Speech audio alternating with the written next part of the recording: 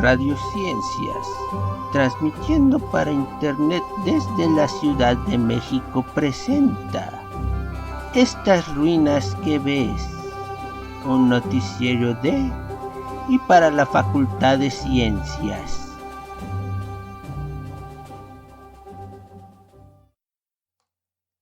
Buenas noches a todos, todas, todos. Espero hayan tenido un muy participativo fin de semana.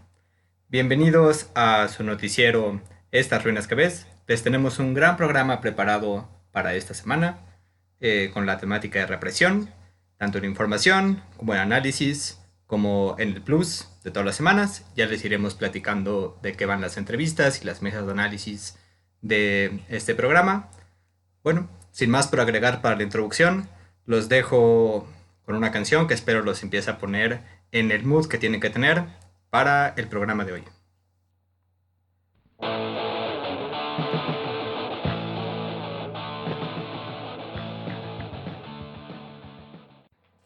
La música que escuchamos la pueden encontrar en nuestro playlist en Spotify.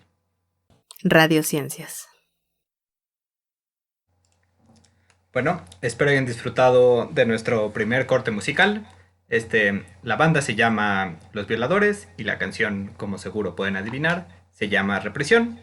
Es una canción desde Argentina y curiosamente hoy vamos a tener muchas canciones que vienen desde Argentina, ya lo irán viendo. Pues sí, como pueden asumir, nuestro programa de hoy es sobre represión, esa es la temática. Entonces queríamos empezar en la activa, creímos que no había mejor manera que invitar a los actuales coordinadores, que son nuevos, acaban de ser votados y ratificados por la Asamblea, de la Comisión de No Represión. Entonces los dejo ahora con la entrevista que tenemos con ellos. Estoy aquí con los coordinadores de la Comisión de No Represión. Tenemos por una parte a Sergio Sánchez, que es ayudante de profesor B del Departamento de Física. Y también está con nosotros Maurín Galindo, también es ayudante de profesor B, también del Departamento de Física. Hola a los dos, ¿cómo están? Hola Luis, bien, Hola Luis, gracias. buenas noches. Bien, gracias aquí. Gracias por la invitación. No. Gracias a ustedes por aceptar estar aquí en Estas ruinas que ves. Entonces, quería comenzar contigo, Maurín, y que me platicaras un poco de qué hace la... La acción surgió después del movimiento que se suscitó por los problemas de falta de pago que la facultad tuvo el semestre pasado y que pues siempre ha habido, pero que con la pandemia se agudizaron estos problemas. Entonces, en la Comisión de No Represión nos hemos dedicado a recabar los casos de profesores que no se les asignó la misma carga académica que la que tuvieron el semestre pasado. Entonces, pues se llegó con las autoridades a un acuerdo en el que en caso de que hubiera profesores que no se les pudieran asignar los grupos que tuvieron en el 2021-2, pues se les pudiera contratar para la elaboración de material de apoyo y pues la finalidad es que ningún profesor o la mayoría de los profesores pues sigan manteniendo su trabajo, ¿no? Entonces, pues eso es una de las cosas a las que nos hemos dedicado en estos últimos meses. Y pues también queremos seguir trabajando en nuevas propuestas, pues para tratar de asegurar que la mayor cantidad de grupos permanezcan abiertos, que también los ayudantes pues no se queden sin lugar. Entonces, pues básicamente eso es lo que hemos hecho en la Comisión de No Represión. Muchas gracias, Maurín. No sé, Sergio, si quisieras agregar algo más. Bueno, vimos también algunos casos antes de que finalizara el paro. Nos llegaban de estudiantes que pues, tenían cierta inquietud porque a lo mejor sentían que sus profesores estaban ¿cómo se llama? Obligándolos a tomar clases o lo estaban evaluando, aunque todavía no se había levantado el paro, ¿no? Entonces eso también se llevó con las autoridades Y ahorita, como dice Maureen, pues estamos con los de los profesores, viendo, ¿cómo se llama? Que si no tienen algún problema o si no se les ha asignado la carga que se les había asignado anteriormente, pues se les vuelve a asignar, ¿no? Bueno, digamos, pues, nos llega a nosotros y nosotros pues les pedimos a las autoridades, ¿no? Porque tampoco es que tuviéramos así muchos dientes, ¿no? Y aparte, lo que menciona Maureen es muy importante, lo de las propuestas que estamos trabajando, ¿no? Muchas gracias, Sergio. Entonces, ahora justamente quería preguntar a ti, pues actualmente, en estas últimas semanas, ¿en qué ha estado trabajando la comisión? Han llegado casos de profesores a los cuales no les habían asignado la misma carga que el anterior o a veces ningún grupo, ¿no? O algunos que están preguntando o preguntaron sobre eh, cuáles eran los criterios de evaluación por los cuales no se les había asignado, ¿no? El grupo, ¿no? Entonces, pues lo que se encarga la comisión es de que si nos llega a nosotros o a veces nos llega a nosotros el correo o con copia al consejo y a las coordinaciones, pues nosotros también escribirles, ¿no? De que cuál es la situación, por qué no se le asigna el grupo o ahora sí que de vacaciones administrativas, pues lo que sucedió también es que hubo nuevas asignaciones, ¿no? Entonces también checar que si a lo mejor estos profesores que nos habían escrito, bueno, profesoras y profesores, pues ver qué ha quedado con la carga que ellos estaban diciendo que tenían antes, ¿no? Sí, bueno, me gustaría rápido complementar lo que dijo Sergio. Claro. Los casos que nos han llegado hasta ahora son 12. Y de esos, como dice Sergio, se abrió primero unos horarios, pero como hubo muchos estudiantes que se dieron de baja, pues por la situación de las clases en línea y de la pandemia, pues entonces se actualizaron los horarios, y lo que dio oportunidad a que se abrieran más grupos. Y entonces, pues de los 12 casos que tenemos, pues ya quedan muy pocos pendientes, y pues eso es una buena noticia. Si quieren, después hablamos un poco de los casos que tenemos por departamento. Muchas gracias por la explicación, Maureen. Ahora, sí, mencionaste ahora que ustedes tenían 12 casos. ¿Puedes detallármelos un poco más y explicarme cuál es el tipo de problemáticas que enfrentan? Sí, pues son 12 casos, como te mencionaba. En el departamento de matemáticas nos llegaron 2 casos, en física 1, ciencias de la Tierra 2 casos también, actuaría 2 y biología 5 casos. Esto pues nos pareció curioso porque en el departamento de biología, que es donde más casos ha habido, pues es en donde no se permitió que hubiera observadores externos. Entonces, pues eso pues llama un poco la atención.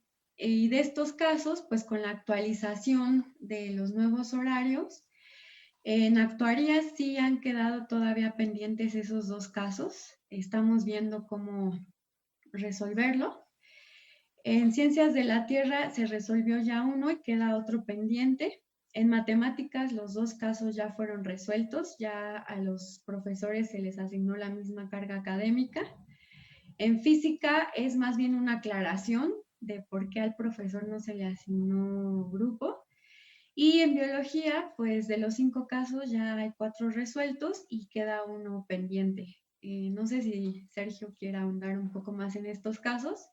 Y bueno, las fechas en que nos llegaron estos problemas fue a partir del 3 de julio y hasta el 17 de julio. Son los casos que tenemos hasta ahora. Ok, tengo entendido que ustedes están manejando una suerte como de banco de profesores para apoyar a aquellos estudiantes que por alguna u otra razón no hayan obtenido la calificación que ellos merecen. Entonces, Sergio, ¿podrías platicarnos un poco más sobre esto? La propuesta en sí es crear un banco de ayudantes en el cual no de ayudantes, perdón, de profesores, en el cual si algún alumno se sentía, pues ya no sentía a gusto, ¿no? Con el curso, dado las circunstancias de la pandemia y el paro que tuvimos en este semestre, pues lo pudiera dar de baja, y si había algún otro profesor que estuviera dando la misma clase, eh, fuera capaz de recibir ese estudiante No ya en este semestre, claro, ¿no? Porque ya daría de baja esa materia y no se pueden dar de alta otras, ¿no? Sino en el próximo semestre, pues recibir ese alumno en esa materia, ¿no? Con el siguiente profesor. Muchas gracias por tu explicación, Sergio. Ahora, Maurín, te quería preguntar, según tengo entendido, además van a crear un directorio de profesores. ¿Cuál es el fin de este directorio?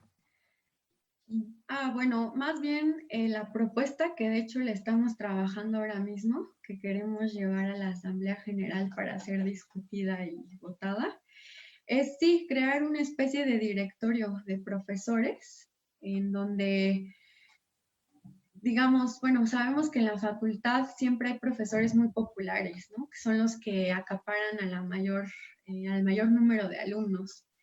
Entonces, con la finalidad de que los profesores que tengan menos alumnos o que tengan alumnos que no, o sea, con el número de alumnos que no se puede asegurar que se abra su grupo, lo que nosotros estamos intentando es que haya este intercambio entre profesores pues para que los profesores que tengan pocos alumnos tengan oportunidad de que sus grupos se abran.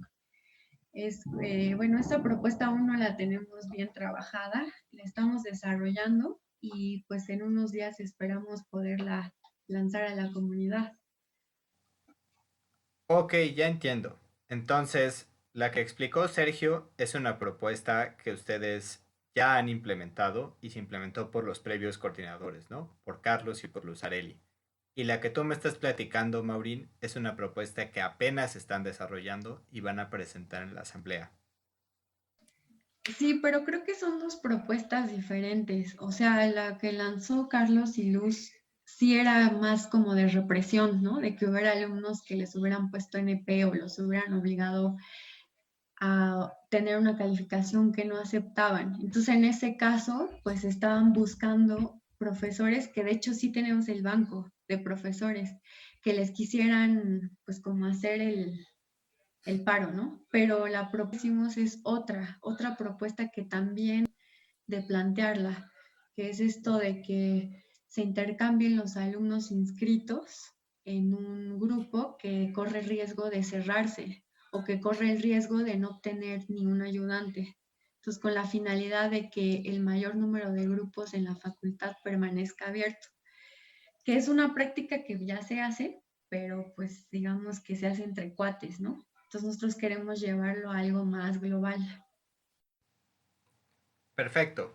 Entonces, sí son dos propuestas, ya me quedó claro la primera, pero todavía tengo como algunas dudas de la segunda.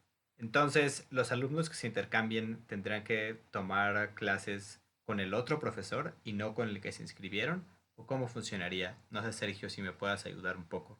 A lo mejor quedó ahí un poco suelto y no quiere decir que de alguna manera preste o ceda a sus alumnos al otro profesor para poder completar o para que no esté en riesgos la inscripción en su grupo, de su grupo.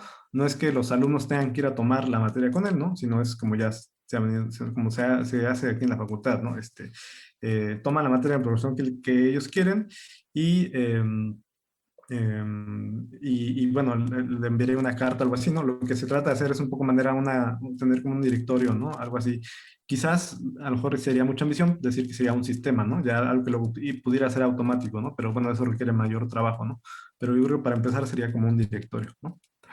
En el que facilite un poco pues esta movilidad, digamos, ¿no? Y para que se puedan no cerrar los grupos pues, que necesiten alumnos, ¿no?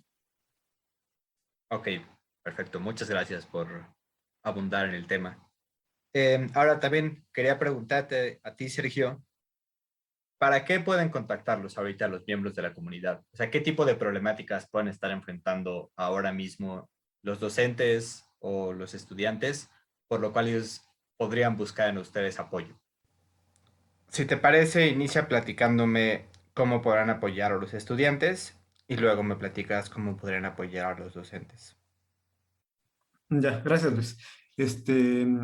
Pues bueno, Ahorita fue con la situación del paro y la cuestión académica, ¿no? Entonces a futuro, pues no sé, es una buena pregunta. Por lo mientras, si hay alguna situación académica en la que sienten que los están obligando a cierta calificación o están cambiando los criterios de evaluación, bueno, que cambien los criterios y no sea consenso del grupo, ¿no? Y por parte de los docentes, creo que es lo que no hemos mencionado, ha sido de crear lo de que se llevó también al acuerdo con las autoridades de que si no tenía la carga horaria anterior o sentían que no les habían dado al grupo, podían pedir lo de estar trabajando en la elaboración de material para las materias, ¿no? Que tanta falta hacen, porque pues, como es ciencias aquí y no hay como un repositorio o ese repositorio no se conoce, pues donde se tenga material para trabajar en los cursos, ¿no? Ya se vio en estas situaciones de pandemia, ¿no? Perfecto, muchas gracias, Sergio. No sé, Maurín, si tú quisieras agregar algo a lo que ya mencionó Sergio. Pues sí, o sea, si bien la comisión se llama de no represión, pues igual nosotros tratamos de dar acompañamiento a todos los casos que nos llegan. Desafortunadamente no siempre podemos arreglar todos, pero pues al menos saber orientar, ¿no? Sobre todo a los alumnos, que, o sea, decirles hacia dónde tienen que recurrir en sus demandas y pues en lo que podamos ayudarlos, pues escríbanos, por favor. En cuanto a los profesores, pues creo que los casos van bien. También invito a los profesores que tengan algún problema, pues a que nos escriban para poderlos apoyar de alguna manera.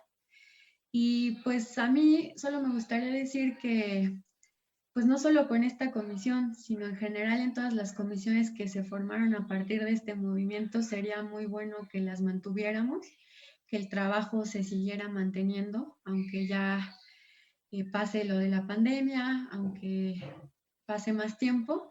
Creo que es un trabajo pues muy bueno, muy rescatable. Así como el colegio de profesores, creo que deberíamos de seguir manteniendo estas comisiones. La parte de los observadores externos también me parece que es muy importante que lo mantengamos, ¿no? Para saber cómo son los procesos de asignación de cursos en los departamentos. Y pues en el caso del departamento de biología, buscar una manera de hacer presión, ¿no? De obtener un lugar en esa coordinación. Perfecto, muchas gracias, Maurín. Y por último, justo esta pregunta iba encaminada a la que sigue, que es, ¿cómo podrían contactarlos? Tanto estudiantes como profesores. ¿Su Telegram, por correo? ¿Qué maneras hay de que ustedes sepan de los casos que ellos tienen o ellas tengan y los puedan apoyar o las puedan apoyar? Pues siempre es mejor por correo, que es no.represión.apa con doble P y doble A al final, @ciencias.unam.mx. Hemos circulado varios carteles en Facebook, pero bueno, ese es el correo, ese es el que más revisamos. No tenemos chat de Telegram para quejas, el chat de Telegram que tenemos es más bien para organización. Y pues invitarlos a que escriban con confianza y también invitar a la gente que se quiera sumar a la comisión. Estaría bueno tener nuevas ideas, propuestas y pues también faltan manos, ¿no? Para sacar la chamba. Muchas gracias, Maurín. Entonces, déjame ver si tengo bien anotado el correo. Es no.represión.appaa@ciencias.unam.mx. Así es. Perfecto. Y pues la última pregunta sería, primero para ti, Sergio, ¿hay algo más que quieras agregar? ¿Algo que no les haya preguntado? No, bueno, de hecho quiero reforzar lo que dijo Maureen ahorita, ¿no? Que pues sí, o sea, los invitamos a unirse aquí a colaborar, bueno, a trabajar para que vean cómo se trabaja y pues para que, ¿cómo se llama? También se aliviane la carga de trabajo que luego pudiéramos tener, no solamente esta comisión, ¿no? Sino a lo mejor, pues a las otras comisiones, ¿no? para que, pues lo repito, vean cómo se trabaja y vean pues, qué se está haciendo. Y la otra, pues también es importante, ¿no? Las ideas frescas y lo que puedan aportar, ¿no? Al trabajo de comunidad, ¿no? Porque pues esto es así, ¿no? O sea, hay que sacarlo, pues somos una comunidad y hay que sacarlo así, ¿no? Trabajo comunitario. Muchas gracias, Sergio. No sé, Maurín, ¿hay algo que no les haya preguntado y quieras agregar? Pues no, creo que no tengo nada más que agregar. Solo, pues sí, acérquense a las comisiones.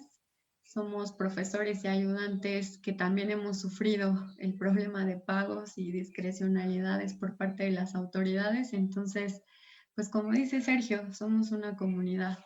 Entonces, pues todos son bienvenidos, las ideas nuevas también. Y pues sigamos trabajando. Pues entonces no me queda nada más que agradecerles a los dos porque hayan asistido.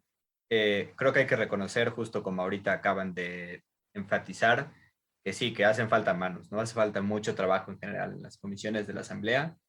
Y pues sí, reiterar la invitación a que acerquen con ustedes y además extenderles mi reconocimiento y de los que trabajamos en Radiociencias por la labor que ustedes están haciendo. Se los agradecemos mucho, nos han apoyado mucho a los profesores y a los estudiantes. Muchas gracias. Gracias, Luis, y pues felicidades por Radiociencias. Sí, gracias Luis por la invitación, y igualmente felicitaciones por este programa. Pues aquí los tuvieron. Ellos fueron los actuales coordinadores de la Comisión de No Represión de la Asamblea.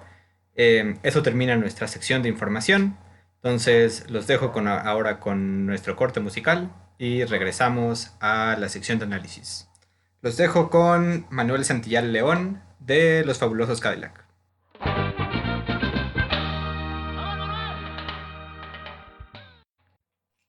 La música que escuchamos la pueden encontrar en nuestro playlist en Spotify. Bueno, aquí los tuvieron, fueron Los Fabulosos Cadillac. Una pregunta interesante que se pueden hacer es ¿quién es el Manuel Santillán del que habla la canción? Se los dejo de tarea si lo quieren investigar, a ver qué encuentran en la internet. Y bueno, mientras investigan eso, vamos a empezar con nuestra sección de análisis. Tenemos hoy a dos personalidades de la Facultad de Ciencias. Una es la maestra Luzarelli. Ella pues estudió matemáticas aquí en la Facultad de Ciencias. Lleva casi 27 años dando clases. Ha dado cálculos, geometrías, muchas otras clases. Y además tiene una maestría en pedagogía. Y bueno, pues ha sido desde hace mucho tiempo partícipe en muchísimos movimientos sociales. No voy a detallar aquí todo lo que ella ha hecho. Y por otro lado tenemos al doctor Carlos Prieto. Él es profesor del Departamento de Física y de Matemáticas. Ambos son ex coordinadores de la Comisión de No Represión y los invitamos hoy aquí justo para tener una mesa de análisis sobre la represión que ha ocurrido en el movimiento actual con los docentes. Entonces, déjenlo saludo. Hola Carlos, Luzarelli, ¿cómo están? Hola, ¿qué tal Luis? Buenas noches. Buenas noches, Luis. Muy bien, gracias. Qué bueno. Pues quería plantearles la mesa análisis de hoy con distintas temáticas. Entonces, la primera temática que preparé le llamé escepticismo.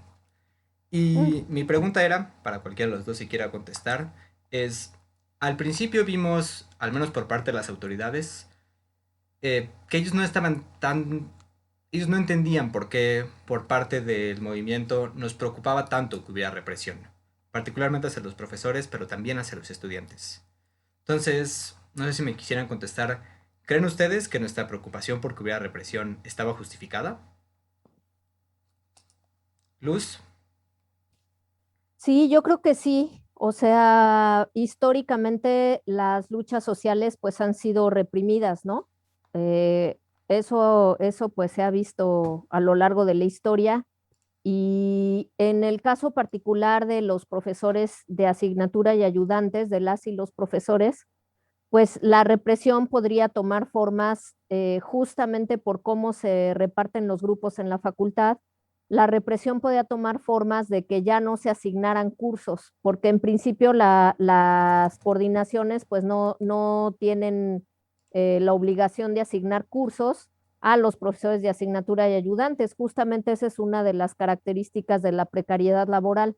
Entonces, a mí me parece que sí estaba muy justificado el que como movimiento tratásemos de presionar, de tener alguna instancia que pudiera, por un lado, recopilar los casos de profesores y profesoras a los que no se les hubiera dado curso este semestre o que no se les hubieran dado las horas, y no solo recopilar esos casos, o sea, no solo hacer una lista y un seguimiento, sino también tratar de generar opciones en el caso que nos dijeran, no, pues sabes que no hay grupos, no se van a abrir los grupos, pues no volver con las manos vacías, sino nosotros propusimos opciones como la elaboración de material didáctico, que finalmente pues sí fue retomado por las autoridades.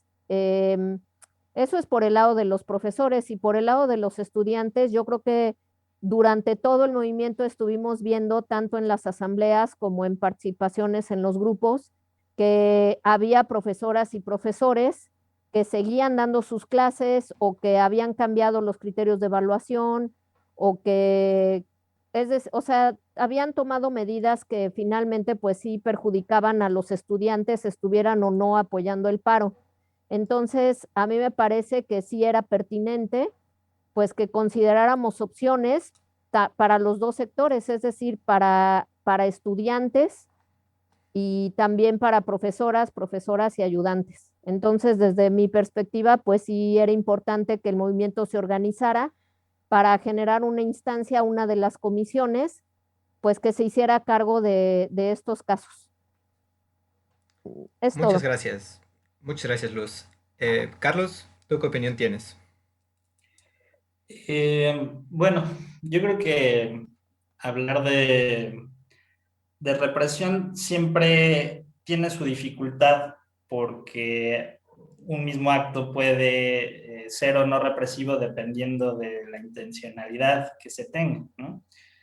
La represión, pues, es una acción que cuyo objetivo es el inhibir una conducta, ¿no?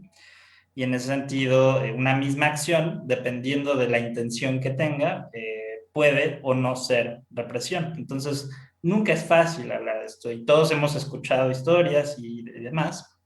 De hecho, pues en la comisión nos llegó en algún momento información, más o menos a al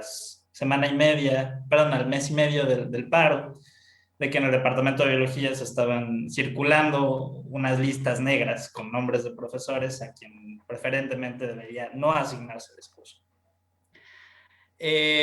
Ahora, eso es difícil de probar, ¿no? Porque justamente no hay una evidencia contundente, todo es de oídos, depende de alguien que lo está afirmando, y por más que uno confíe en esa persona, no puede tomar acciones sin una evidencia. Sin embargo, pues aproximadamente hace mes y medio también, pues nos llegó algo ya muy contundente, que fue una comunicación interna del Departamento de Biología, en donde una de las coordinadoras le solicitaba a una de las representantes de materia que para la asignación, para los observadores que siempre tiene biología, los participantes en la asignación de grupos por materia, pues se excluyera a gente que tuviera problemas de pago, que fuera combativa, ¿no? Esto pues no tiene absolutamente nada de académico, es un criterio, por un lado, administrativo, que ni siquiera tiene que ver con algo que esté bajo control de la persona, como es el tener problemas de pago, y por otro lado, algo que tiene que ver con la posición política, que es esto de ser combativo. Entonces, yo creo que las especulaciones en ese momento se acabaron. En ese momento fue que todo el mundo dijimos, está muy claro que al menos de algunos sectores de la facultad hay una intención de represión, ¿no? Y fue cuando se materializó y cuando muchos dijeron, bueno, es que sí tiene sentido solicitar un mecanismo extraordinario de asignación de cursos, y tiene sentido que haya una comisión revisando todo esto, ¿no? Fue justamente esta revelación la que pues, nos movió inmediatamente a la Comisión de No Represión, junto con la Comisión de Incorporación de los Profesores de Asignatura a la toma de decisiones, a reunirnos inmediatamente con los coordinadores y conseguir que por primera vez en la historia de la facultad hubiera observadores electos en la asignación. En 7 días hicimos un montón de reuniones, pasó esto por asamblea, organizamos una elección y en todos los departamentos, todas las licenciaturas, salvo la de biología, hubo observadores electos por la comunidad. Entonces, pues ahí se evidenció y bueno, supongo que en alguna otra de tus preguntas trataremos de qué sirvió esta observación. Fue cuando entre todo esto vimos que no es algo ficticio. Perfecto, muchas gracias. Justo el siguiente tema era el caso biología, pero antes de pasar al que sigue, tenía otra pregunta sobre el tema del escepticismo. Entonces la pregunta es, si al parecer como lo describen, ya se estaba gestando la represión, al menos en uno de los departamentos, ¿por qué esta actitud? O sea, no podemos decir que era ignorancia, al menos no de todos los departamentos de la facultad. Entonces, ¿por qué esta actitud de ningunear nuestra preocupación por la represión? ¿Era una estrategia política? Y en caso de serlo, ¿qué tan efectiva creen que fue? No sé, quien quiera contestar. Luz.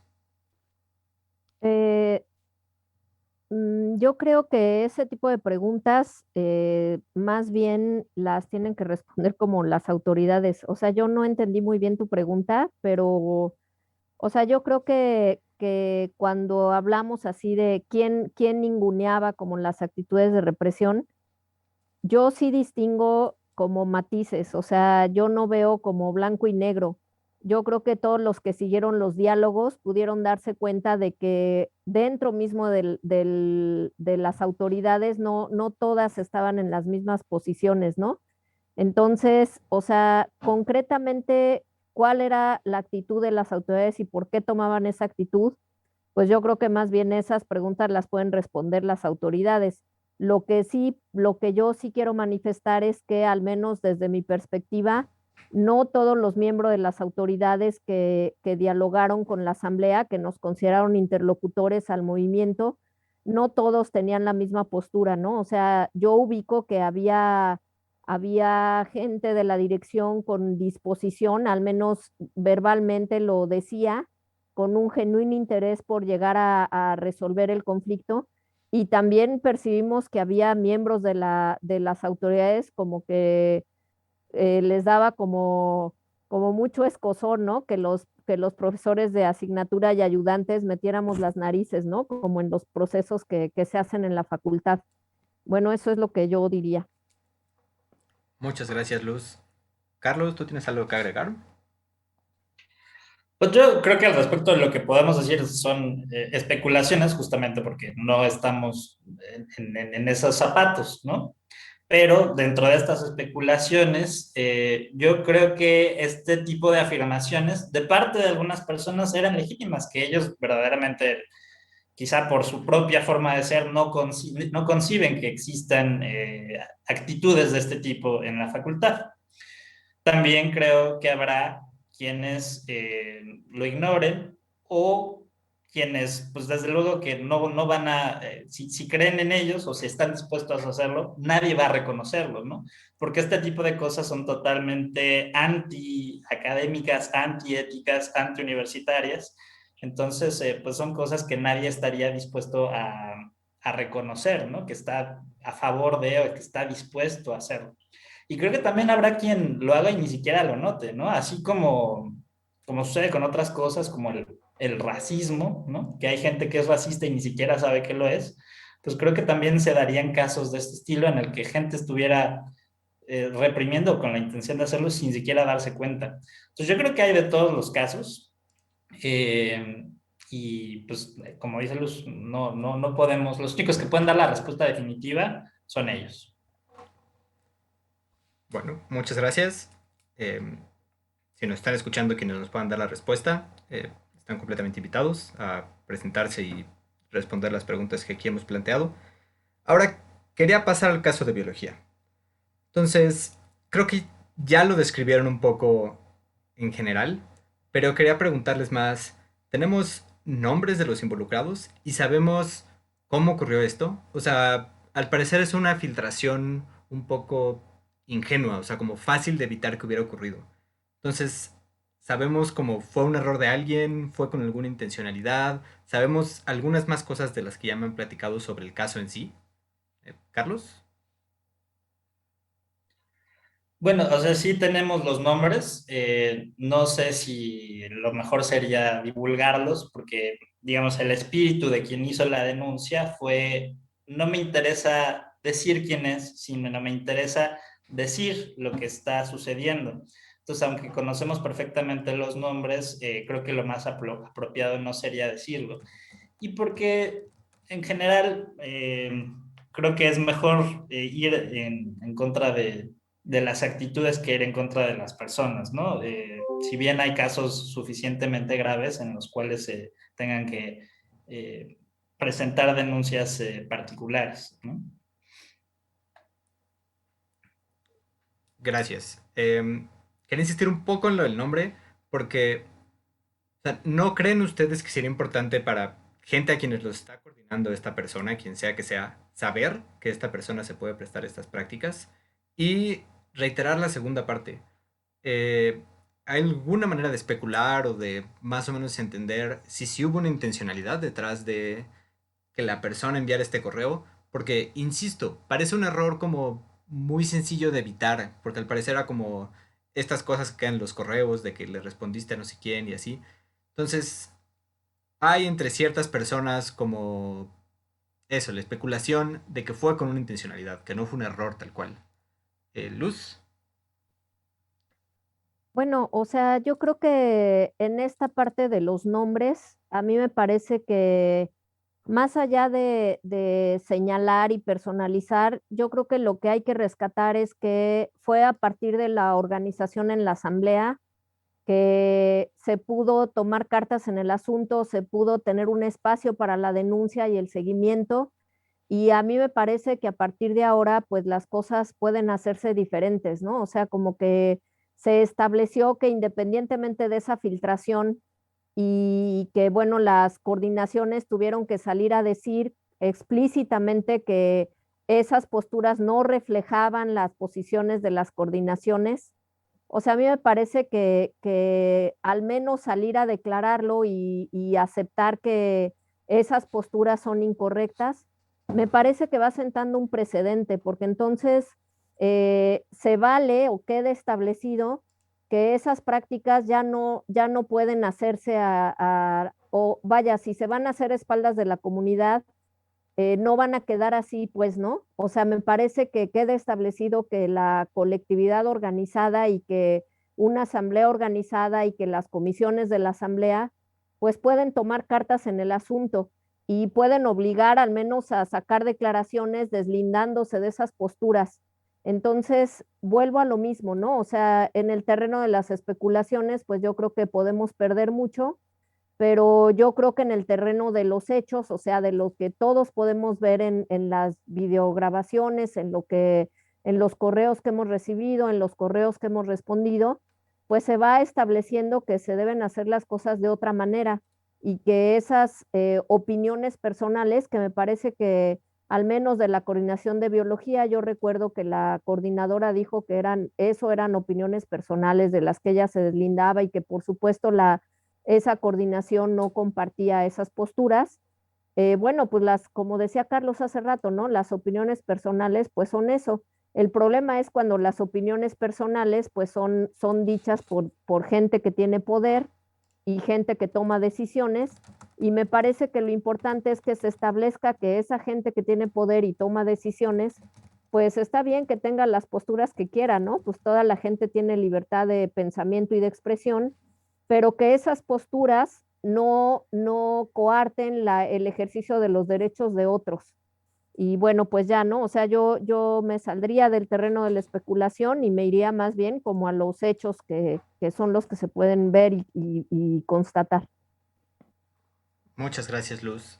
Carlos, ¿tienes algo que agregar a lo que acaba de decir Luz? Sí, o sea, definitivamente, pues de la intención no sabemos, ¿no? Quien tendría que aclararlo son ellos. Ahora, lo que sí es un hecho es que la persona que se disculpó de alguna manera por esto y dijo que no era la intención y que se iba a salvaguardar la integridad académica y demás, no fue la persona ninguna de las personas que tuvo esta comunicación totalmente desafortunada, ¿no?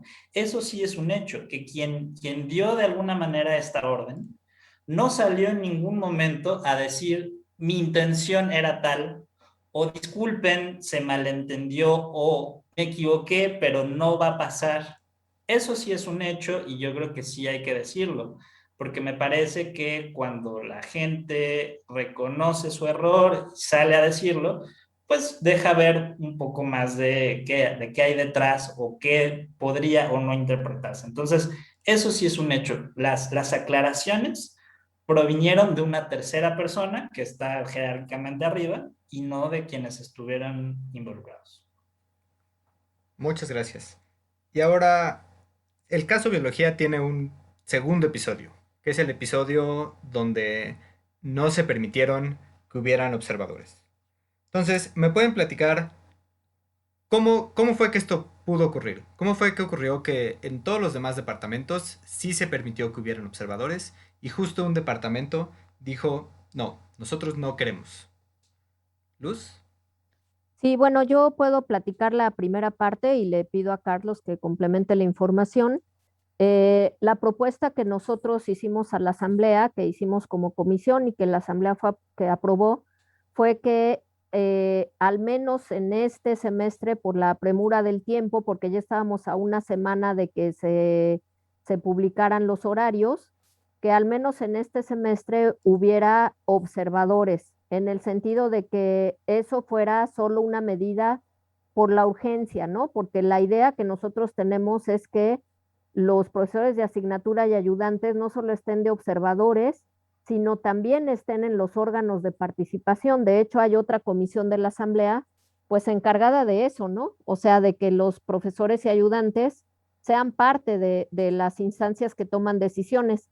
Sin embargo, para este semestre, pues surgía, al menos si todavía no teníamos la estructura organizativa para elegir a esos representantes y todavía se tiene que trabajar más esa parte de cómo nos insertamos en la toma de decisiones, los profesores de asignatura y ayudantes, o sea, hablo como sector, sí urgía que hubiera observadores. En ese sentido, nosotros trabajamos una propuesta, le hicimos a la asamblea, se organizaron votaciones, se hicieron propuestas, se puso algunos candados, entre comillas, a los que querían ser observadores, por ejemplo, que evidentemente pues conocieran las carreras de las que querían ser observadores, que hubieran estado activos en la facultad en los últimos 2 años, me parece. Y bueno, la mayoría de los departamentos, más bien, en la mayoría de los departamentos esto había sido inédito, o sea, nunca en la historia de la facultad, al menos desde que estaban estas coordinaciones y así como se asignan los grupos, entiendo que cuando era el autogobierno, pues las cosas se hacían de otra manera, habían estado profesores observando, ¿no? O sea, al menos observando cómo se hacían esos criterios de asignación. Eso es en todas las carreras, excepto en biología. Lo que nos decían de biología es que ahí ya hay profesores de asignatura que son observadores, que inclusive participan. Sin embargo, esos profesores de biología no son electos por la comunidad. O sea, esos profesores de biología son nombrados por la coordinación. O sea, me refiero a los profesores de asignatura que son observadores de estos procesos de asignación no son nombrados por la comunidad, o sea, son nombrados por la coordinación. Y bueno, ya ese es el caso de las otras carreras y biología, y creo que Carlos puede abundar en por qué no aceptamos nosotros las condiciones que nos ponían de biología. Entonces, Carlos, creo que te acaban de dar la palabra. Bien, en algún momento parecía ya todo un acuerdo uniforme con todas las licenciaturas. De hecho, nos escribió quien había estado haciendo toda la labor de contactarnos con el resto de los coordinadores de las licenciaturas fue Lucian Medina, y nos escribió que, pues sí, que organizáramos la elección con las especificaciones que habíamos acordado. Y en el transcurso de la hora siguiente nos llegó un mensaje de Edna Suárez, que fue la coordinadora que es la coordinadora de la licenciatura en biología, y nos dijo que en su caso no estaba de acuerdo porque ya hay representantes, así lo dijo, ya hay representantes del personal de asignatura que por la propia estructura del departamento participa en la asignación, y que por tanto no le veía sentido poner más gente, y que lo único que podía ofrecernos dado esto es que gente, que los representantes, bueno, que la gente que fuera electa en este ejercicio revisara la asignación una vez que ya estuviera concluida. Lo cual, pues no tiene mucho sentido. Cualquiera puede revisar la asignación una vez que ya está concluida. Todos tenemos acceso a la página, todos podemos ver quién quedó, pero ese no es el objetivo de esto que se propuso. El objetivo era verificar que en todo el proceso, que todo el proceso se llevara conforme a las reglas que se han especificado, que en particular en el caso de biología es una cosa muy objetiva, podríamos decir. Al menos hay un sistema de puntos y se evalúan los currículums de cada uno de los solicitantes, y según el número de puntos que da, queda o no queda la persona. Es decir, era simplemente un ejercicio de revisar que las reglas que se han puesto se aceptaran. Y si uno no tiene acceso a esa información, no tiene cómo verificar que la asignación fue la correcta. Todos podemos ver quiénes quedaron, pero no sabemos cuáles son los méritos académicos de cada una de esas personas. Entonces, de alguna manera, sentimos las dos comisiones que aceptar esta condición pues sería de alguna manera validar la asignación que se estuviera haciendo en biología, cuando en realidad no iba a tener las mismas características que en las otras coordinaciones que aceptaron, pues que viéramos todo el proceso como debería ser. De hecho, tras esta respuesta, nuevamente las comisiones unidas escribieron sobre este asunto, y que no nos parecía que fuera correcto hacer esto, porque especialmente en biología era donde se había quebrantado la confianza, dado este hecho, esta filtración que hubo. Y a mí me parece que la respuesta que hubo a esto de parte de la coordinadora, a mí me parece muy desafortunada, fue que la confianza se había quebrantado de las dos partes, que porque quien recibió este correo, uno no tenía derecho de filtrarlo, y otro tenía que haber reclamado directamente a los actores o a sus superiores y no llevar el asunto afuera, ¿no? Entonces, pues nosotros no estamos de acuerdo con eso, para empezar porque hay un asunto grave que incluso podría conllevar algunas faltas administrativas como servidores públicos que somos todos, en particular en cuanto a discriminación y a que no se están llevando a cabo criterios académicos. Y la respuesta es, no, pues es que la comunicación no tendrían que haberse enterado, y entonces no pueden usar nada de esto, ¿no? Es decir, es como alguien que es toda proporción guardada, que observa un delito y va y lo denuncia, y luego la persona le dice, no, tenías que haberme dicho a mí primero, ¿no? Es un poco absurdo.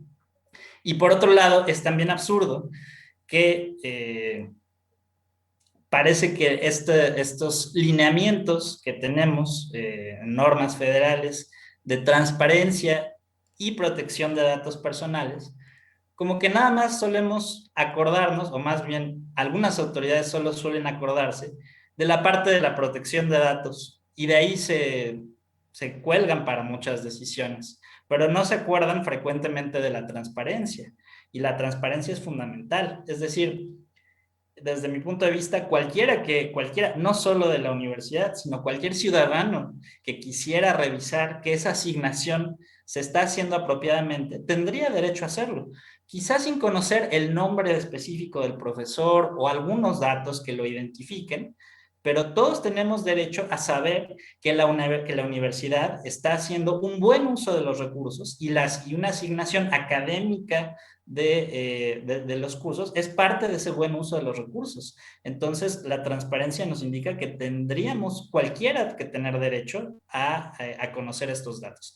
Entonces, pues la condición que puso la coordinadora, pues era absolutamente inaceptable y, reitero, desde nuestro punto de vista hubiera legitimado algo que no era legitimable. Muchas gracias, Carlos. Y ahora, porque ya se me está acabando el tiempo y todavía me queda otro tema que les quería plantear. Entonces, para cerrar este tema, eh, la pregunta sería... A ver, checo mis notas. Recuerdo, y eso lo vamos a retomar ahora en la editorial que vamos a poner después de esto, otro coordinador de la facultad, cuando estaba discutiendo si habían observadores o no, hizo una pregunta que a mí me parece que da en el clavo, que es, ¿qué hay que temer si no hay nada que ocultar? Y él lo decía, por eso yo invito a los profesores de asignatura a que revisen la asignación, porque yo no tengo nada que ocultar. ¿Ustedes creen que hay algo que ocultar y que eso haya sido lo que haya motivado que no se hayan aceptado observadores? ¿O por qué se suscitó esta situación? Luz. Bueno, yo puedo hablar del caso de matemáticas, que es el caso que conozco más porque yo soy de esa carrera, o sea, yo soy del departamento de matemáticas. Y en el departamento de matemáticas, lo cierto es que no hay como ninguna tabla de asignación de criterios, y no me refiero como a esta lista que dice Carlos de puntaje, que eso sí sabemos que se da en el caso de la carrera de biología. En matemáticas es muy extraño porque como que pareciera que confluyen ciertas características como cuántos años llevas en el departamento, pero también a quién conoces, pero también de quién eres cuate. O sea, em, la coordinación de matemáticas, inclusive en varios diálogos públicos que ustedes pueden consultar, había dicho algo así como, no, no, no, nosotros no somos tan estrictos, ¿no? Somos mucho más flexibles y bueno, esa flexibilidad permite que entre gente nueva, etcétera. Y sí es cierto, o sea, esa flexibilidad pues es como que son dos caras de la moneda, ¿no? Porque pues si bien es cierto que criterios menos rígidos permiten que más gente pudiera entrar, también es cierto que se prestan arbitrariedades, ¿no? eh, Han sido muy recurridos, o sea, conocemos muchos casos en particular del Departamento de Matemáticas en donde, pues sí, tal cual se ha aceptado que invitaron a alguien, pues por ser su cuate o porque conocía a alguien que conocía a alguien, ¿no? Y tampoco es que estemos pidiendo tal cual, o sea, yo no soy de la idea de que necesariamente una lista de características determina quién es buen profesor y quién no es buen profesor. O sea, alguien puede tener un postdoctorado en algún lado, alguien puede tener quién sabe cuántos papers, alguien puede haber hecho quién sabe cuántos libros.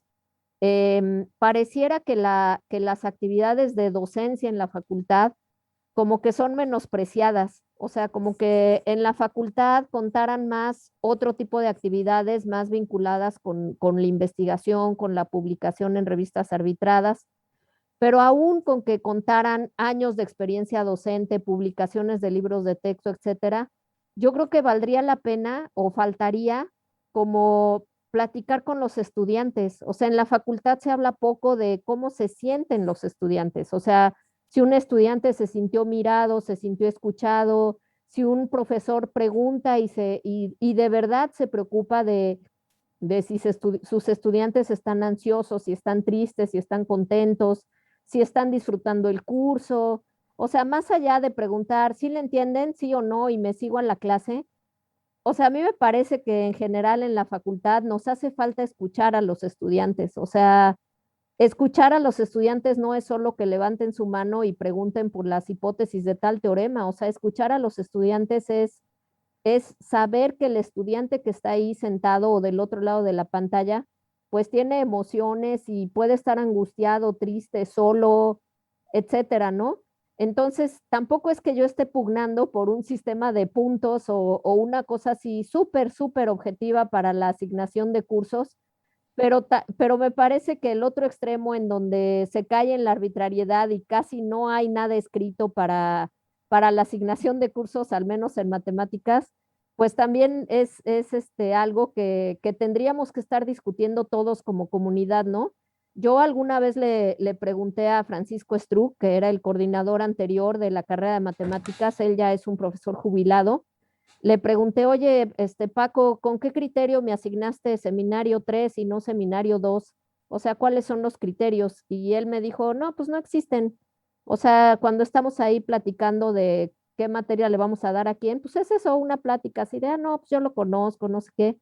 Y eso me parece que al menos se tendría que revisar. Como facultad tendríamos que estar revisando quién puede estar enfrente de un grupo y quién, pues, no porque violemos sus derechos laborales, pero quién al menos tendría que tomar algunos cursos de formación docente o de formación filosófica, no sé, algo así, ¿no?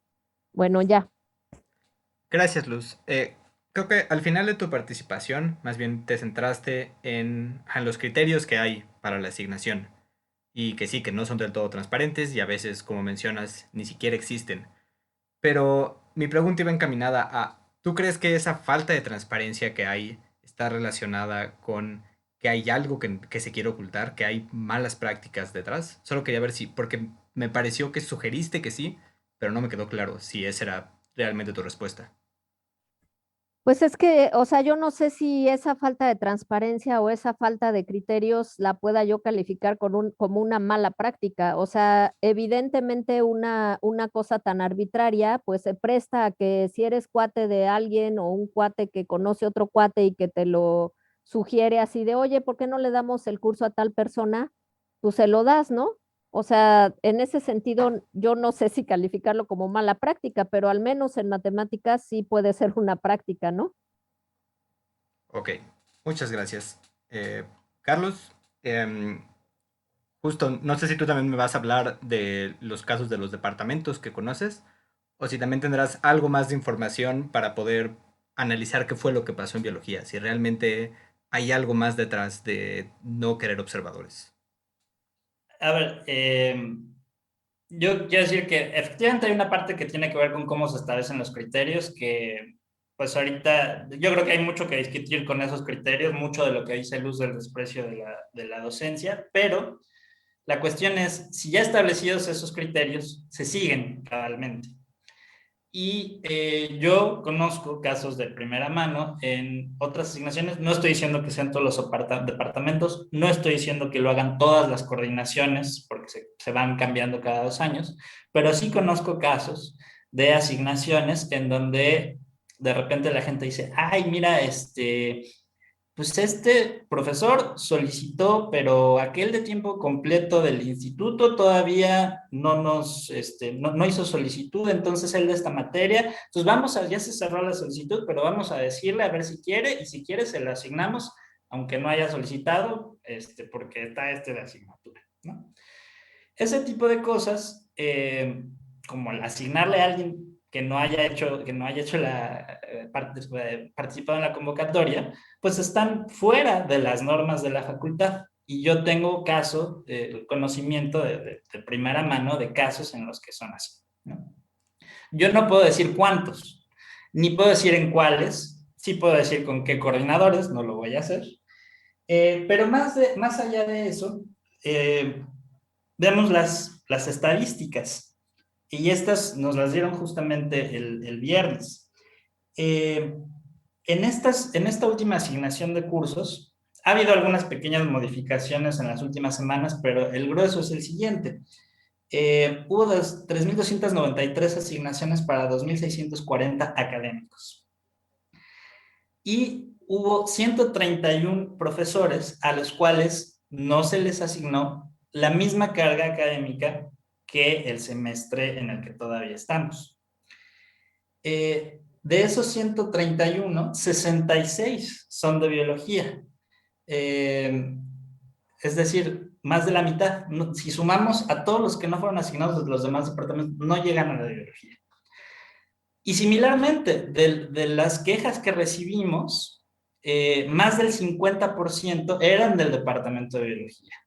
Entonces, yo creo que los números están mostrando, pues, que hay algo diferente hubo con la observación, ¿no? Que efectivamente el tener gente electa por la comunidad que vigile el proceso hace una diferencia. Y esto es totalmente objetivo. Creo que tu respuesta fue, pues sí, muy buena. Muchas gracias por la respuesta. Creo que respondes lo que yo pregunté claramente. Ahora quería pasar, antes de que se acabe el tiempo, al último tema. Y el último tema sobre el que les quería preguntar es sobre la comisión como tal, sobre la comisión de no represión y cuando ustedes fueron coordinadores. La comisión ha sido sujeto de muchísimas críticas. Han criticado que ustedes han permitido que ocurra la represión, que ustedes han usado la comisión para obtener beneficios personales. Se han criticado por muchos lados. Entonces, rápido quería preguntarles, ¿hay algo que ustedes quieran contestar a este tipo de críticas? Luz. Sí, yo creo que es importante entender que todo lo que ha hecho la comisión, incluidos que Carlos y yo fuéramos los primeros coordinadores, incluidos las propuestas que hemos llevado, incluidas las discusiones en las que hemos estado, todo lo que hemos hecho ha sido con base en acuerdos de asamblea. O sea, en acuerdo de asamblea se propuso que se hiciera esta comisión de no represión, se fue configurando cuáles tendrían que ser esas labores. En votación de asamblea se nos nombró coordinadores. Todos los documentos que nosotros como comisión llevamos a negociar con las autoridades, todos esos documentos fueron aprobados en asamblea. Las redacciones que se hicieron se llevaron a las asambleas. Entonces, indudablemente que como individuos y personas, pues podemos cometer un montón de errores y seguramente cuando ustedes vieron los videos de los diálogos, alguien pudo decir, yo lo pude haber dicho mejor, yo pude haber defendido más, yo me pude haber puesto con otro diálogo, con otro tono. Yo creo que independientemente de los individuos, o sea, yo creo que lo que hay que llamar la atención es como qué tanto está fortalecido el movimiento, uno, para que las autoridades nos consideraran interlocutores, dos, para que vieran en una comunidad organizada en la asamblea como estas iniciativas, como lo que decíamos de la comisión de no represión avalada por la asamblea, salió la propuesta de que si no se abrían grupos, entonces se diera el chance a los profesores de hacer material didáctico con remuneración. Y bueno, efectivamente, pues nosotros como individuos podremos recibir todas las críticas que sean, ¿no? O sea, no, por supuesto, nunca hemos reivindicado que somos perfectos o que lo hemos hecho todo bien, pero creo que vale la pena verlo más como una fortaleza del movimiento el que hayamos podido organizarnos en estas condiciones tan difíciles de pandemia, en haber sostenido un movimiento en condiciones tan difíciles en donde no sabíamos exactamente quiénes éramos, cuántos éramos, y me parece o sea, que lo que conseguimos como comisión de no represión pues sí, sí ha sido como no producto de individuos, pues, ¿no? O sea, me parece que centrar la discusión en que si Carlos o yo hemos recibido o no ciertas prebendas, lo cual además pues nos da mucha risa, ¿no? Porque solemos bromear que a quién ya le depositaron o a quién ya le dieron su plaza o sea, yo llevo 26 años en la facultad siendo profesora interina A. Evidentemente, si yo hubiera luchado por una plaza, pues no estaría en estas condiciones, pues, ¿no? O sea, como que yo creo que tendríamos que ver más allá de los individuos, porque además centrar la crítica en los individuos anula e invisibiliza a toda una comunidad organizada que llevó a esos individuos a dar la cara, ¿no? Porque esa es la otra, o sea, pues sí, damos la cara, pues, ¿no? O sea, nos vota la asamblea para ir a un diálogo público y pues vamos por mandato de la asamblea y por supuesto que seremos los que recibiremos críticas, pero pues uno está como dispuesto a eso, ¿no? Porque bueno, en mi caso yo estoy convencida de la justeza de las demandas. Por supuesto, nadie está sosteniendo que se cumplieron todos los puntos a cabalidad, a totalidad, pero yo cuando me paré ahí frente a las autoridades, sí sentía que tenía el aval de una asamblea, pues, ¿no? Entonces, centrar la crítica en individuos, pues me parece una actitud así súper mezquina de invisibilizar a todos la colectividad que hay detrás. Y bueno, ya. Muchas gracias, Luz. Carlos, no sé si tengas algo que agregar. Sí, bueno, me parece excelente el comentario de Luz. Yo, con respecto a algunas cosas más específicas, creo que en general hemos tenido un problema, una dificultad de comunicación. No me queda, lo digo en todo el movimiento, no me queda claro si es por su característica virtual o así sucede en general, pero hay de repente cosas que no quedan claras. Por ejemplo, creo que había más de una persona a la que no le quedaba clara que el acuerdo al que llegó la comisión para satisfacer esta parte de que no se disminuyera la carga académica no era necesariamente a través de la asignación de cursos. Entonces, lo que se logró fue que si pasadas todas las instancias de apelación bajo una no asignación, no se lograba la misma carga, entonces el Consejo Técnico asignaría para otras actividades académicas remuneradas. Entonces, de repente, pues llega algún profesor y dice, oye, no me asignaron, ve y peleate por mí. Pues la comisión no es su papel, no tiene los dientes para hacerlo y no fue además parte de los acuerdos a lo que se logró, ¿no? Entonces, yo creo que queda a consideración del público si el decir tenían que haberme defendido es por tal o cual motivo, si es legítimo, si es de mala fe, pero creo que algo que pudo suceder en más de un momento es que es esta falta de información, ¿no? Mucha gente no sabía en ciertos momentos cuáles eran los puntos mínimos o cuáles eran todos los puntos del pliego petitorio, entonces de repente nos podemos a exigir cosas que no son parte de lo que se ha discutido y lo que se ha logrado dentro de la asamblea, ¿no? Entonces yo creo que por lo demás, en cuanto a intencionalidad de estos señalamientos y demás, pues ya queda a discreción de cada oyente el motivo, ¿no? Pero sí creo que en algunos casos legítimamente puede haber un problema de comunicación o de mala información que llevan a este tipo de cosas. Muchas gracias. Y ahora, creo que ambos en un ejercicio de autocrítica han mencionado que no todos fueron aciertos, que hubieron errores cuando ustedes estaban coordinando la comisión. Entonces les quería pedir que fuéramos, y esta ya va a ser la última pregunta porque ya se me acaba el tiempo, que fuéramos un poco más profundos en este ejercicio de autocrítica, preguntarles cuál creen que haya sido el peor error que cometieron como coordinadores y qué hubieran hecho para aliviarlo. Luz, habías levantado la mano y ya la bajaste. Sí, no, sí, la levanté y le apreté sin querer. Yo creo que en el caso mío, el peor error fue no haberme involucrado más en los espacios estudiantiles, como para recuperar también más demandas de los estudiantes.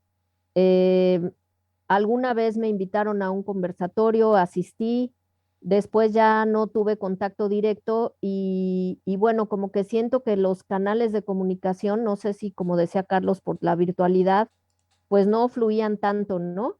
Em, Creo que ese es uno de los errores que yo señalaría. O sea, el no, como que el no tener el pulso bien de qué era lo que estaba pasando, ¿no? Sobre todo con los estudiantes. ¿Y qué hubieras hecho para solucionarlo? Pues es que, ¿sabes? No, o sea, justo he pensado en eso porque te decía que no sé si es por esta cosa de la virtualidad. O sea, yo no podía ir a salonear, ¿me entiendes?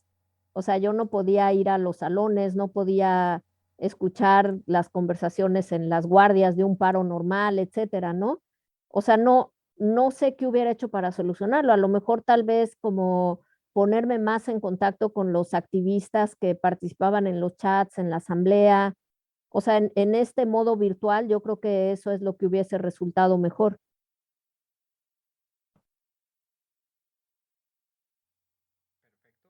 Eh, Carlos, ¿tú qué responderías? Bueno, yo creo que un gran error fue nuestro primer cartel de difusión con un color eh, que ofendía la vista de cualquiera. Bueno, ese ¿Ese fue fue el uno. peor? Eh, ¿Ese fue el muchos, peor? ha sido el que más críticas ha tenido. Pero bueno, ya hablando en serio, pues también creo que la comisión tuvo poca participación estudiantil.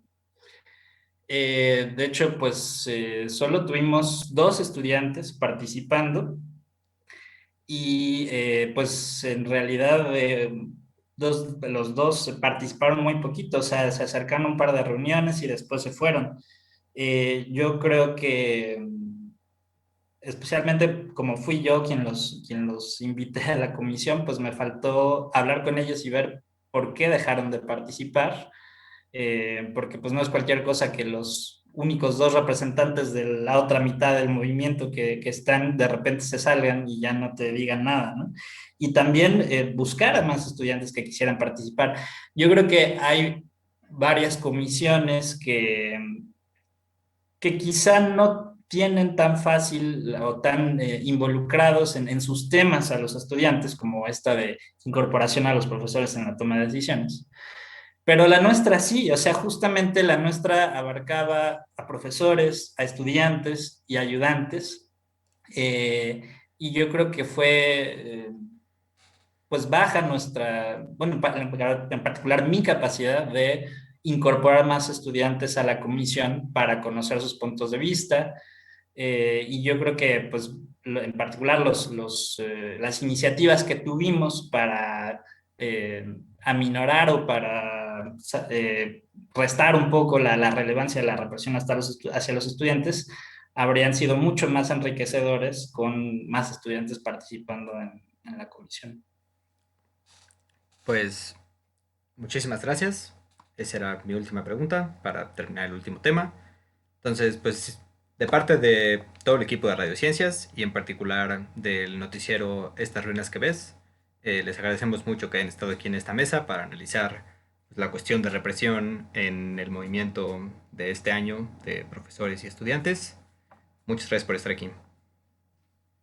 Vale, Un muchas placer. gracias por la invitación. No, ¿de qué? Bueno, Buenas noches. buenas noches. Entonces, esos fueron Luz Arely Carrillo y Carlos Prieto. Ahora nos vamos a la editorial de la noche de hoy y luego los dejamos con el siguiente corte musical. Ojalá los disfruten. Represión en ciencias. El diccionario de la Real Academia Española define la represión política como, abro comillas, acto o conjunto de actos ordinariamente desde el poder para contener, detener o castigar con violencia actuaciones políticas o sociales. Cierro comillas. Tristemente, la represión es parte de la historia y del día a día de México.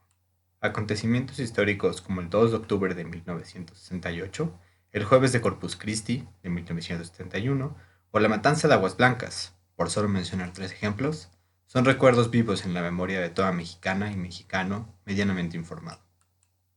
Por su parte, para señalar episodios actuales que cumplan con la definición que ofrece la RAE, no hace falta más que anunciar el 8 de marzo de cualquier año reciente o lo acontecido con la normal rural de Mactumaxá. Ante la recurrente represión hacia los movimientos sociales en México, movimientos de los cuales la UNAM ha sido parte y en muchos casos vanguardia, no resulta injustificado, incluso dentro del movimiento docente, tomar medidas para prevenir o aminorar la ocurrencia de estos actos desde el poder. ¿Cómo evitar que el poder contenga, detenga o castigue un movimiento docente? Más allá del uso físico para amedrentar a sus participantes, el poder puede atacar donde tiene mayor margen de maniobra y donde los docentes son más vulnerables, en su empleo y sus ingresos. Siguiendo esta reflexión, el movimiento docente consideró que la manera de evitar la represión a integrantes del movimiento era garantizar la continuidad laboral. Esta estrategia mostró sus virtudes en cuanto se evidenció que el poder coqueteaba con la posibilidad de usar la asignación de cursos, la única manera como los docentes no definitivos pueden acceder a su fuente de empleo, como mecanismo de represión. El adjetivo combativo se evidenció como un criterio para negar la participación en órganos académicos, así como también lo fue el tener problemas rudos de pagos. Sobre explicar por qué, estos dos criterios deberían ser ajenos a cualquier comunidad académica sana. Adicionalmente, la resistencia de cierto departamento de la facultad a transparentar, a través de observadores, el proceso de asignación de cursos es otro foco rojo del uso indebido del poder para, cuando menos, condicionar la actividad política. La pregunta, en su momento retórica, de un coordinador de carrera de la propia facultad es contundente. ¿Qué se tiene que temer si no se tiene nada que ocultar? A pesar de todo lo anterior, la estrategia de identificar la no represión con la continuidad laboral tiene diversos vicios. El primero es que asume que la única vía para reprimir es la finalización o modificación de la relación laboral. Esto es evidentemente falso para un amplio sector que se ha movilizado, el estudiantado. En este sentido, la actual estrategia para evitar la represión debe ser ampliada al tomar en cuenta a las y los estudiantes, algo en lo que el actual movimiento ha quedado de ver. Un segundo problema es que aún en el caso del sector docente, garantizar la continuidad laboral no garantiza que la represión no ocurra. La represión, así como la mítica hidra, es un monstruo de varias cabezas. La represión puede estar presente aun cuando la relación laboral se mantenga intacta en cuanto a su extensión y remuneración, si es el caso que ésta se desarrolla en un ambiente hostil u opresivo para los trabajadores. El último problema que quisiera mencionar es que esta estrategia no solo abarca muy poco en algunos casos, sino que abarca demasiado en otros. Los ejemplos previamente expuestos muestran que el condicionamiento a la participación a partir de criterios no académicos es un claro ejemplo de represión. A pesar de ello, el condicionamiento o la terminación de la relación laboral a raíz de criterios académicos no puede ser denominado represión, pues, en dado caso, esto no sería un castigo a la actividad política, sino una consecuencia de la calidad académica y docente de la que los miembros de la comunidad universitaria nos enorgullecemos. Ningún participante del actual movimiento desea que la represión ocurra, y cualquier atisbo de represión debe ser combatido con toda la fuerza de la que el movimiento ha hecho gala. Sin embargo, hay quienes han utilizado la identificación previamente descrita para hacer pasar sus casos de modificación contractual como actos de represión. Esto no solo es falaz, tal y como ya expuesto, sino que desvía la atención de los verdaderos actos de represión que pueden sufrir las y los docentes, y aún más importante, las y los estudiantes. La relación que se estableció entre no represión y continuidad laboral fue motivada por consideraciones pragmáticas, debido a que es más sencillo identificar la segunda que la primera. Sin embargo, hoy existen razones de peso para reevaluar esta relación. La represión es un problema que nos aqueja a todos. No dejemos que simplificaciones pragmáticas nos desvíen de la práctica para erradicarla.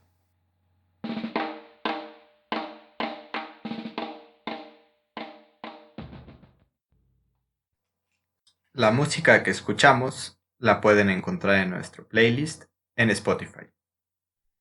Espero hayan disfrutado de este corte musical. Fue fueron otra vez los Fabulosos Cadillacs con Matador, famosísima canción. Quería antes de pasar al plus de esta noche, recordarles que, bueno, por una parte, que en este programa nos interesa mucho la participación de quienes nos escuchan. Entonces, invitarlos a que nos sigan en nuestras redes, que comenten, pueden comentar nuestras publicaciones en Telegram, en Twitter, en Facebook, donde nos encuentren, pueden comentarlo y esperamos poder pronto empezar a leer los comentarios que nos dejan por ahí. Por otra parte, en este programa en particular y en general en nuestros programas, hacemos preguntas que a veces las lanzamos a la audiencia, a veces se lanzan a personas en particular y pues les recordamos que siempre están invitados. Si fueron interrogados directamente o pueden responder nuestras preguntas, por favor acérquenos con nosotros y con todo gusto los invitamos a un programa a que nos planteen lo que nos tengan que plantear. Y pues también tenemos derecho de réplica. Nos interesa mucho escucharlos a ustedes que muy amablemente nos escuchan los lunes por la tarde por ahora, porque les vamos a tener un anuncio al final del programa. Bueno, habiendo dicho esto, quiero pasar ahora al plus de esta noche. Entonces tenemos con nosotros, estamos muy orgullosos y muy honrados de tener a Francisco Cerezo, quien es coordinador del Comité Cerezo México. Entonces, ¿qué es el Comité Cerezo México? Es una organización de trabajo solidario y voluntario dedicado a la defensa y promoción de los derechos humanos de víctimas de la represión por motivos políticos en México, con un carácter civil, autónomo, laico e independiente. Entonces, creo que sobra explicar por qué decidimos invitarlo al programa de hoy.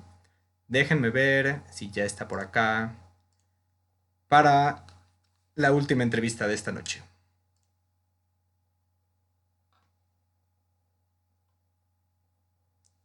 Déjenme ver.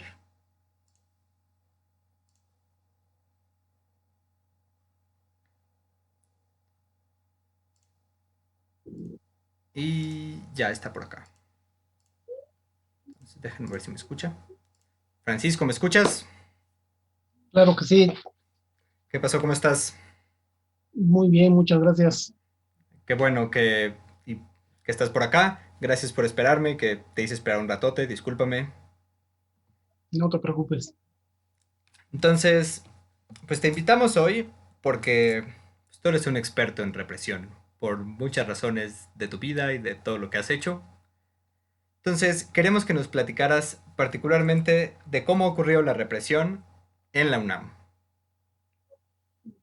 En la UNAM, bueno, primero habría que ver quién es el perpetrador, la represión por parte de la UNAM o la represión del Estado en contra de los universitarios o ambas. No sé, ¿de cuál nos quieres platicar primero? Pues bueno, todas están ligadas, ¿no? Usualmente la universidad siempre ha sido un espacio que es como un espejo pequeño de lo que es la sociedad mexicana y también, pues también hay grupos, organizaciones, individuos que disienten del sistema mexicano, el sistema político, y siempre han sido un eco de las luchas de todos de las diferentes luchas que existen en México, ¿no? De trabajadores, sindicalistas, campesinos, indígenas, de todo tipo de luchas que existen. Y pues, por lo tanto, el Estado mexicano también ha tenido una especial eh, cuidado con todos los estudiantes o el movimiento organizado en la máxima casa de estudios.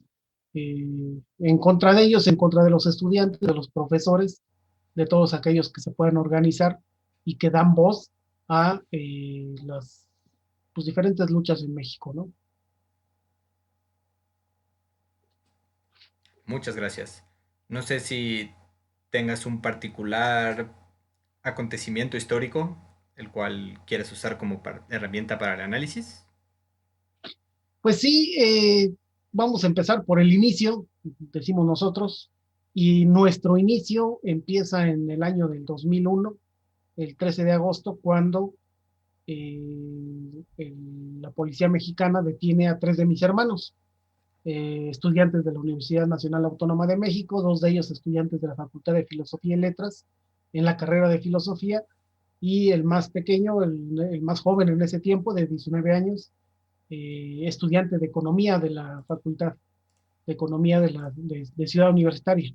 Los 3 estaban ahí y pues, bueno, son detenidos, son torturados, quieren hacerlos firmar papeles en blanco y que se autoinculparan de unos petardos que habían explotado 5 días antes en diferentes bancos de la Ciudad de México. Pues ellos afortunadamente no firman absolutamente nada, sin embargo, pues son enviados a los penales de alta seguridad, y ahí es cuando nuestra historia como organización y como personas pues inicia en el activismo universitario, en el activismo social, en la lucha por la defensa de los derechos humanos.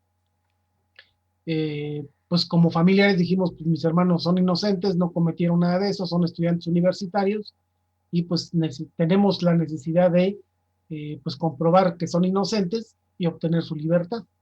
Para ese momento, después de su detención, ya los universitarios de motu propio habían cerrado Insurgentes como siempre y habían hecho una manifestación exigiendo la libertad de mis hermanos y diciendo que pues, eran estudiantes universitarios, que no era posible las acusaciones por todas las pruebas supuestas que el Estado estaba ofreciendo, y que pues, además habían sido torturados, que estaban en penales de alta seguridad.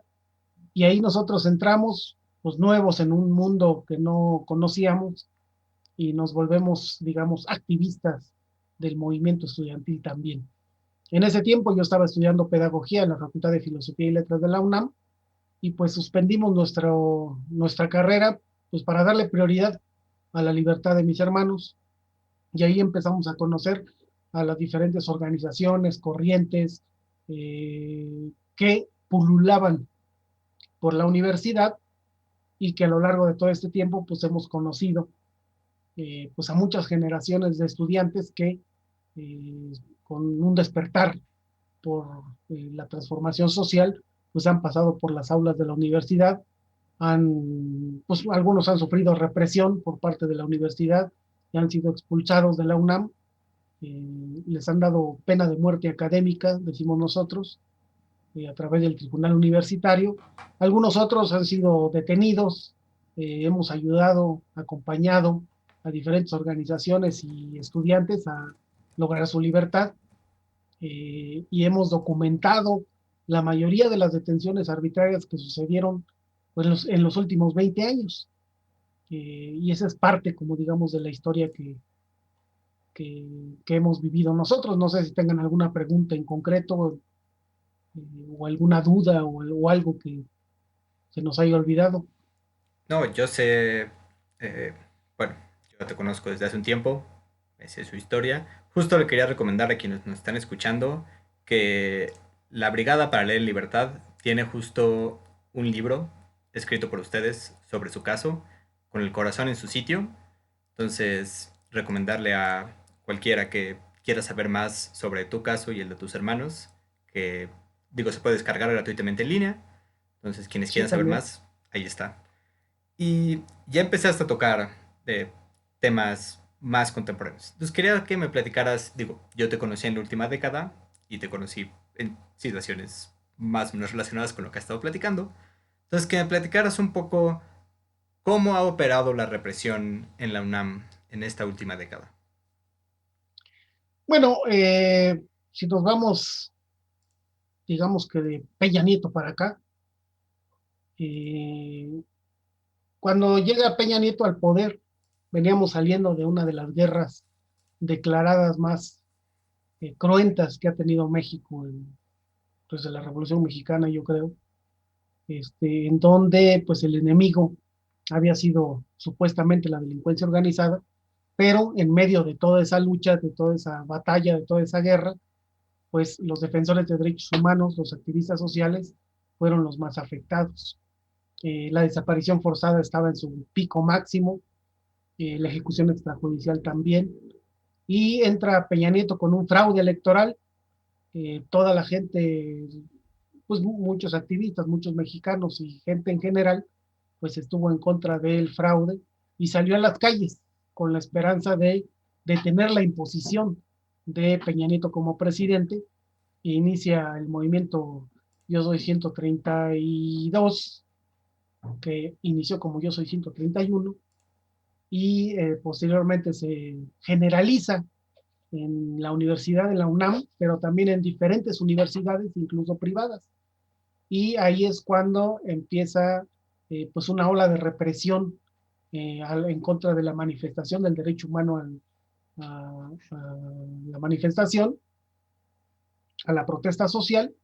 Y pues nosotros que veníamos ya documentando casos de represión por motivos políticos, marchas, mítines y todo eso, pues continuamos, conocemos una nueva generación de jóvenes de Yo Soy 132. Nosotros apoyamos ese movimiento, fundamos el Comité Jurídico y de Derechos Humanos del Comité Yo Soy 132, y bueno, empezamos a dar talleres para capacitar a muchos jóvenes para que pudieran ser monitores de derechos humanos, es decir, personas que pudieran identificar las violaciones a derechos humanos, documentarlas, es decir, escribirlas, mandarlas a la organización y desde la organización pues hacer acciones urgentes o dar el acompañamiento a familiares de detenidos. Y así es como vamos caminando junto con el movimiento social. Después estuvimos en la Coordinadora Metropolitana contra la Militarización y la Violencia. Acompañaríamos también al movimiento de Paz con Justicia y Dignidad de Sicilia, y pues en todos esos movimientos estuvimos junto con los estudiantes universitarios. Pasan las generaciones, salen unos estudiantes, entran nuevos y seguimos acompañando, sobre todo con la capacitación ante la represión que estaba pues a la orden del día, detenciones arbitrarias, retención ilegal, tortura en algunos casos, en contra de no nada más los activistas, sino de todas las personas que estuvieran en el lugar de la represión. Fueron reprimidos estudiantes de la universidad, pero también fueron reprimidos maestros de la Coordinadora Nacional de Trabajadores de la Educación que llegaron a la Ciudad de México, también fueron reprimidos gentes de otras universidades, represiones masivas en donde había 200, 300 detenidos y que teníamos que hacer las listas de todas las personas que habían sido detenidas para que pues sus familiares, otras organizaciones de derechos humanos, sus compañeros estudiantes pudieran saber dónde estaban y pudieran en lo inmediato pues poder acudir al Ministerio Público y presionar para uno que no fueran torturados, dos que salieran lo más pronto posible. Y pues ese fue el caminar, digamos, en la última década, antes, digamos, en el sexenio de Peña Nieto, que fue algo generalizado, y pues seguimos documentando las ejecuciones extrajudiciales, sobre todo la desaparición forzada después del caso de Ayotzinapa, pues baja esta modalidad represiva, pero se eleva la de ejecución extrajudicial. En el 2017 tendríamos 54 defensores de derechos humanos o luchadores sociales ejecutados extrajudicialmente en México, y pues ese ha sido, digamos, como el caminar en la última década de que hemos vivido, ¿no? La represión en su máxima expresión con Calderón, con Peña Nieto, y bueno, ya ahorita es un poco diferente el asunto, ¿no? ¿Quieres platicarnos? Porque entiendo que hay mucha discusión, hay opiniones encontradas sobre cómo con el cambio de sexenio ha cambiado pues, en sí la represión. Sí, mira, nosotros cada año entregamos un informe sobre el número de personas que han sido detenidas de manera arbitraria por motivos políticos, que han sido ejecutados de manera extrajudicial o desaparecidos de manera forzada, que son defensores de derechos humanos, activistas sociales, que por la labor que realizan se les violan los derechos humanos. Y pues la verdad es que en cifras nada más, en números y en perpetradores, pues lo que vemos es un cambio radical en donde desde el gobierno federal no hay muchos casos, o son muy pocos los casos donde el gobierno federal es beneficiario de una violación a derechos humanos. Lo que hemos visto es que a nivel estatal, por ejemplo en Chiapas, que son Morena, que ganaron con Morena, la violación a derechos humanos es verdaderamente terrible. Hay presos por motivos políticos, hay represión como si estuviéramos con Peña Nieto, y entonces lo que pasa es que se modifica la forma de reprimir. Por un lado, el gobierno federal no da la orden de reprimir, pero deja que los estados pues sigan reprimiendo. Entonces, podemos hablar de Michoacán, que es PRD-PRI, con un sexenio bastante represivo por parte de su gobernador. Guerrero, con el PRI a la cabeza, pues también bastante represivo. Oaxaca, con el PRI a la cabeza. Y Chiapas, con Morena ganando las elecciones, pues también la represión en estos estados ha sido igual que en años anteriores. Pero en el resto del país, a nivel federal, pues no se ha visto ya estas represiones masivas, estas detenciones masivas de 200, 300 personas como con Peña Nieto, y pues eso es lo que nosotros desde las cifras podemos decir, que ha bajado casi un 75% el número de detenciones arbitrarias, de ejecuciones extrajudiciales y de desaparición forzada desde la entrada de Andrés Manuel López Obrador como presidente de México, ¿no? A comparación, pues, de la época de Peña Nieto, digamos.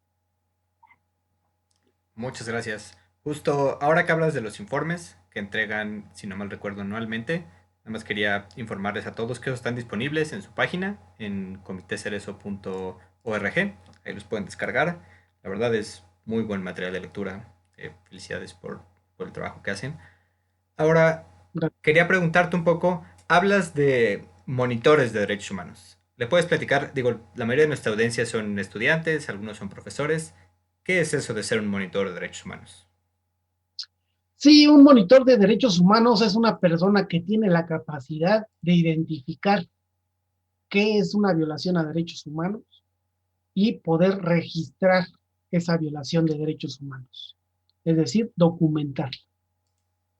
Ese es el monitor, una persona con esas habilidades, con esa capacidad, que ha aprendido a identificar que solo el Estado viola derechos humanos y que si es un problema entre particulares no hay, digamos, competencia desde los derechos humanos, que sabe también que los derechos humanos son violados por comisión, por omisión o por aquiescencia, que son las tres formas en que se pueden violar los derechos humanos, y al poder identificar eso, puede hacer una narración, puede hacer una relatoría, puede hacer una entrevista, puede llenar una ficha con la información necesaria para poder denunciar una violación a los derechos humanos. Y una violación a los derechos humanos puede ser golpear, que un policía golpee a un estudiante, que haya una detención arbitraria, que haya una retención ilegal, por ejemplo, a los que subían a las patrullas y les daban vueltas por toda la ciudad mientras los estaban hostigando, mientras los estaban amenazando, en algunos casos golpeando, que la policía, por ejemplo, la omisión, que tú vayas al MP a levantar una denuncia y ellos no te hagan caso, no quieran levantar la denuncia, te den cualquier otra razón para no hacerlo. Y eso es lo que hace un monitor de derechos humanos, y acompaña a la víctima a la comisión, ya sea nacional de derechos humanos o a las comisiones estatales, en este caso en la Ciudad de México, a la Comisión de Derechos Humanos de la Ciudad de México, para levantar una queja. También acompaña o puede acompañar a la víctima ante un ministerio público para levantar abrir una carpeta de investigación ahora. Y ese es el trabajo de los monitores de derechos humanos que nosotros hemos formado a lo largo de estos 20 años. Muchas gracias. Entonces, según recuerdo de los cursos que das para ser monitor de derechos humanos, tú mencionas que es en realidad una herramienta bastante efectiva para evitar la represión. Entonces, quería preguntarte si alguien de lo que nos está escuchando está interesado en aprender estas habilidades y volverse un monitor, ¿qué puede hacer? Primero, decidir serlo. Y segundo, pues comunicarse con nosotros. Está nuestro correo comitecerezo@nodo50.org, o mandarnos un WhatsApp al 55 10 47 20 31 o ir a la página del comité o cualquiera de nuestras redes y preguntar por los cursos, por los talleres, por la Escuela General de Derechos Humanos o la Escuela de Educadores Populares, que pueden estar aquí en la Ciudad de México, pero también si son de Hidalgo, pues en Pachuca tenemos escuela, si son de Morelos, en Cuernavaca también hay una escuela, y próximamente en Puebla también habrá una escuela de derechos humanos para formar personas que son monitoras de derechos humanos, pero también que pueden aportar desde los derechos humanos a la transformación social de este país. Muchísimas gracias, Francisco. Y ya mi última pregunta para cerrar es, yo recuerdo que antes de la pandemia uno podía apoyarlos yendo a su café, consumiendo con ustedes cualquiera de los productos que tenían, comprando el material bibliográfico que tenían. Ahora, ¿cómo puede uno apoyarlos?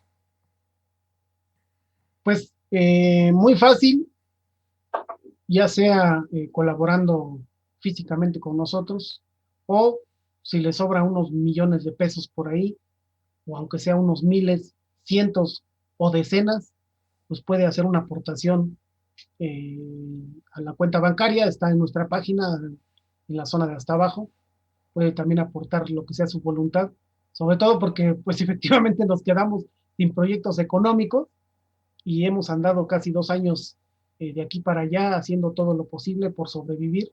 La pandemia, como mucha gente, tampoco es que seamos los únicos que estamos sufriendo, pero cualquier donación de buen corazón lo aceptamos sin ningún problema, ¿no?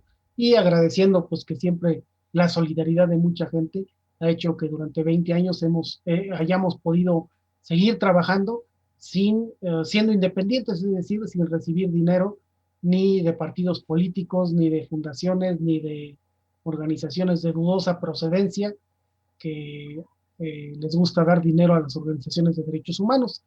Afortunadamente nosotros con la solidaridad de toda la gente hemos podido sobrevivir 20 años documentando, trabajando, acompañando la lucha de los pueblos en México, acompañando a los estudiantes de la UNAM en todas sus manifestaciones y pues aquí seguimos.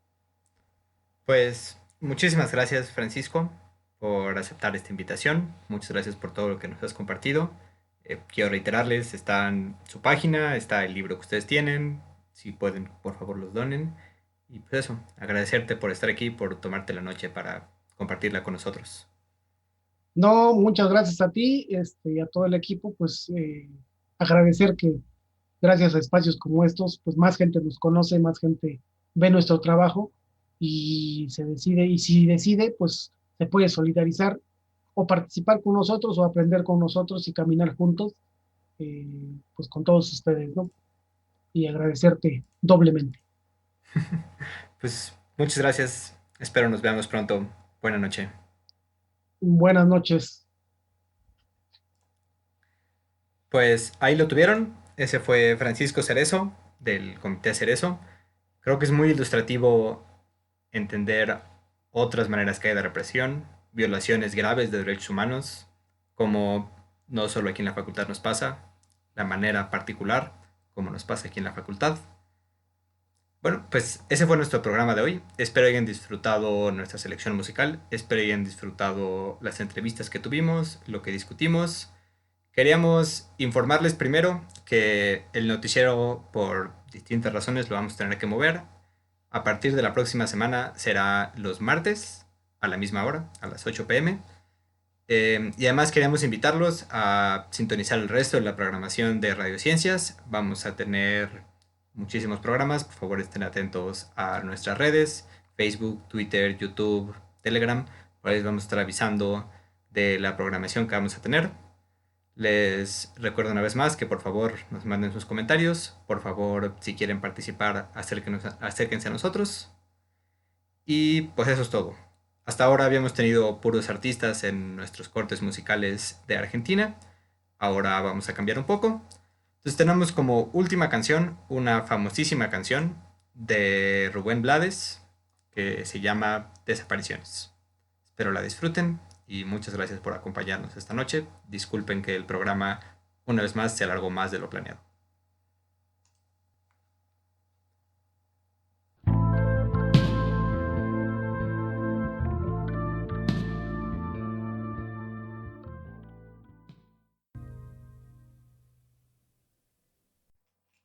La música que escuchamos la pueden encontrar en nuestro playlist en Spotify. Radio Ciencias, transmitiendo para Internet desde la Ciudad de México.